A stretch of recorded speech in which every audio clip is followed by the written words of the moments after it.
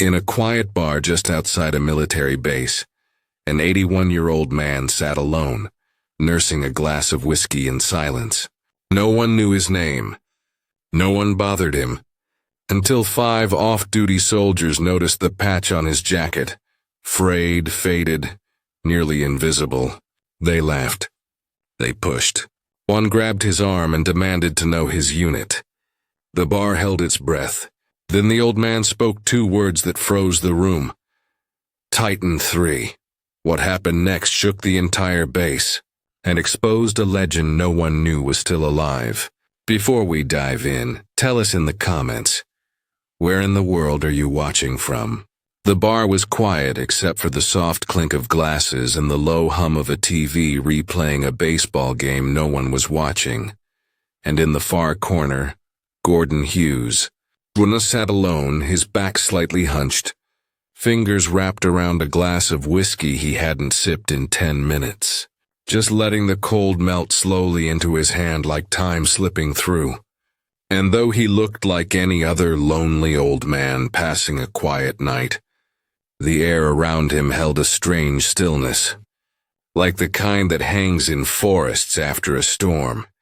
But that calm shattered when a voice broke through, young, cocky, sharp-edged, saying, "You sure you're in the right place, old-timer?" And everyone within earshot felt the shift.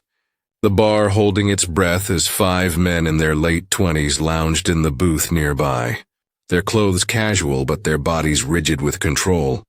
The kind of men who walk like they've trained for violence and wear discipline like a second skin. And the one who spoke, Jake, tall and lean, slid onto the stool next to Gordon like he was claiming territory, eyes dancing with the mix of mischief and muscle memory that came from too many missions and too little rest. And Gordon didn't even flinch, just kept his eyes on the amber swirl in his glass like the kid didn't exist. Until Jake noticed the old, faded field jacket draped over the back of Gordon's stool, the sleeve holding a patch so worn it looked like history itself had tried to erase it. And Jake pointed, grinning. "That's supposed to mean something?" But Gordon just pulled the jacket closer, calm as stone, replying, "Just an old patch."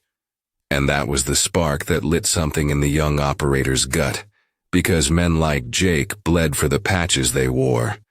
And the idea that someone might be faking one, even some hunched-over relic at a bar, hit like a slap. And suddenly the tone turned from teasing to tense, the kind of tension that tightens the air and pulls people's eyes even if they pretend not to look. And Coyle, broader and louder, joined Jake on the other side of the stool, snorting, "Top secret, huh?"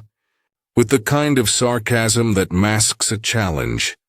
But Gordon just turned back to his drink, unwilling to open old doors, not for boys who didn't understand the weight behind them. And Maria, who ran the place, wiped the counter with tighter strokes now, her eyes darting because she knew Gordon, knew he was always quiet, always respectful, always sitting in that same seat 3 nights a week like clockwork. And she knew when the energy in her bar changed. And it was changing fast, and as Jake leaned in again, his voice hardening, "What unit?" Gordon replied, "Long time ago," hoping that would end it. But Jake saw the combat infantryman badge above the jacket pocket, saw the way Gordon didn't move like someone weak or fragile, but like someone conserving energy, like someone who didn't need to prove a thing. And that only pushed Jake further, 'cause this felt personal now, like honor was on the line. And he jabbed his finger at the patch again, anger rising with each breath, and said, "One more time, what unit?" And the room grew still, conversations dropping as people sensed something about to break. But Gordon, still calm, still grounded, sighed like a man who'd lived this scene before, 1,000 different ways, and said again, "It doesn't matter." But Jake didn't believe him, didn't hear the tired truth in that voice. And as he reached to grab Gordon's arm, Maria slipped into the back office, not to call the police, They wouldn't understand this, but to pull a small laminated card from her drawer, a number given to her years ago by a retired general who used to drink there too, saying, "If Gordon ever has trouble the law can't fix, call this." And with shaking hands, Maria dialed, her voice steady as she told the officer on the other end about the young soldiers harassing an old man who never hurt anyone, who never bragged, who only drank and went home. And the officer at first sounded bored until she said the name, Gordon Hughes, and the silence that followed was heavy and sudden, like all the noise in the world had stopped to listen. And then the officer's voice dropped into something cold and serious, saying, "Keep them there. Help is coming."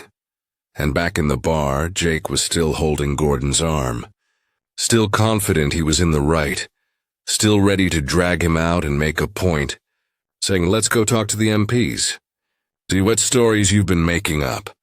And as he tried to pull Gordon to his feet, Maria reappeared, but her voice was drowned out by the sound of the bar's front door bursting open with a force that made everyone turn. And in walked 6 men, no uniforms, just tailored dark clothes and a silence that commanded more fear than a whole squad of soldiers, their movements smooth and exact, eyes scanning once, locking on Jake and Gordon. And in front was Colonel Williams, commander of Jake's unit, a man whose name carried weight in every hall of the base, whose presence made even the hardest men stand a little straighter. And when he saw Jake's hand on Gordon's arm, his jaw clenched and every operator in the room went still, recognizing the storm behind their superior's silence. And Jake, confused, released Gordon like he'd touched a live wire. But it was too late, the damage done. And as the colonel walked forward, slow and steady, he came to a stop 3 feet from Gordon and snapped into a salute so sharp it cut through the room like lightning, saying, "Mr. Hughes, Colonel David Williams, it is an honor, sir." And the room held its breath as Gordon slowly rose, nodding back with a quiet that held more authority than any shout. And Williams turned to his men, face like granite, eyes like steel, and asked, "What do you think you're doing?" And Jake tried to speak, stammered about thinking it was stolen valor, but the colonel's voice sliced through his excuse. "You thought? You're not paid to think, not out here, not like this, and you certainly aren't qualified to judge this man." And then, addressing the whole room, he said, "You see an old man, a frayed jacket, a faded patch. I see the man who held the northern flank at Takraur for 17 hours alone. I see the man who went into Cambodia on a mission denied by 3 presidents. I see the man who developed the CQC techniques that you," he pointed at Jake, "were trained with. Techniques that saved your life." The room was frozen, eyes wide, mouths open, and Maria stood stunned behind the bar, tears pooling while the colonel continued, voice softer now, reverent. "That patch isn't a joke. It's the mark of MacVsog, the unit that officially never existed. Ghosts. Within them an even smaller team, Titan, only 4 ever served. He was Titan 3, and the name cracked through the air like thunder. Because Titan 3 wasn't just a story, it was legend, whispered in training rooms and bunkers, always with awe, always with doubt that such men ever truly lived. And now one of them stood here, in a bar, silent and worn. And Jake, gut twisted with shame, couldn't lift his eyes, and the colonel dismissed them with a glance, then spoke to Gordon. "I apologize, sir. We'll cover your tab for the next year. Let me take you home." But Gordon, calm as ever, replied, "They're young, full of fire. I remember that. Just teach them where to point it." And then, looking at Jake, he added, "It's not the patch. It's the man next to you. That's what matters." And the room, once loud with judgment, now sat in silence, listening to a man who had carried ghosts in his silence for decades. who never asked for medals, only peace, and weeks later, Jake returned to that same stool, no longer brash, just quiet, offering an apology that didn't come easy but came true. And Gordon, seeing the change, nodded for him to sit, ordered a drink, and asked his name. And when Jake said it, Gordon replied, "You learn anything from all this?" And Jake, eyes down, said, "That the quietest man in the room is the one worth listening to."